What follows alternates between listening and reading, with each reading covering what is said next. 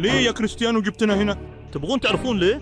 ايه نبغى. زي ما تعرفون دايم نخسر قدام الهلال. لحظة أنا ما قد خسرت قدامهم للحين.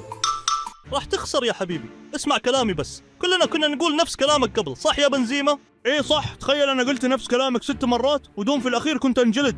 كيسي بعد يتفق معنا في الرأي. المهم ركز معي يا أوباميانغ، الحين جمعتكم كلكم هنا عشان ندور طريقة نفوز فيها على الهلال. وش الطريقة؟ فكرت كثير ولقيت انه اذا جمعنا افضل لاعبينا، مثلا انا من النصر وانت من الاتحاد وانت من الاهلي وانت من القادسية، المهم نجيب افضل لاعب من كل فريق ونروح نتحدى الهلال في مباراة. وش رايكم؟ متفقين. نهايتكم قربت يا هلال.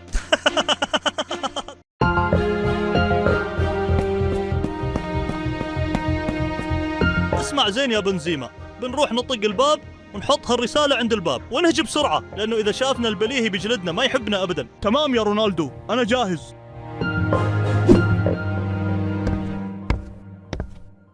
واحد، اثنين، ثلاثة. يا هطف أنا شفتك، المرة الجاية إذا مسكتك والله لأجلدك. أوه، وش هذه الرسالة اللي حاطينها عند الباب؟ وش مكتوب في الرسالة يا مدرب؟ فريق النصر والاتحاد والأهلي والقادسية يبغون يلعبون مباراة معنا. كيف يعني يا مدرب؟ يعني إنهم بيشكلون فريق من أقوى اللاعبين وبيجون يلعبون ضدنا. وش بتقرر يا مدرب؟ بتوافق تلعب معهم؟ روح يا البليهي وقل للاعبين إنه بكرة عندنا مباراة ضد نجوم دوري روشن. حاضر يا مدرب.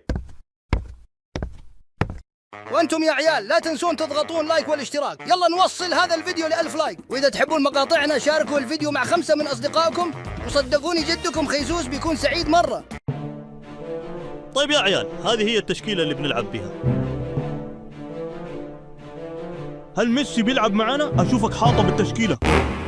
يا ثور أنا أفضل لاعب في العالم. تراني امزح معك بس يا رونالدو.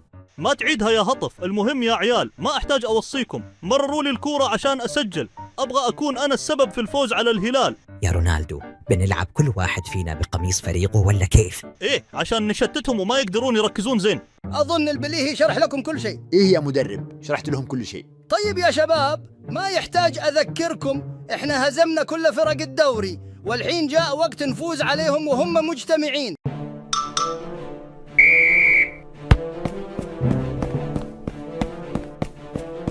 هذه أفضل فرصة عشان أفوز على الهلال، ما ينفع أضيعها.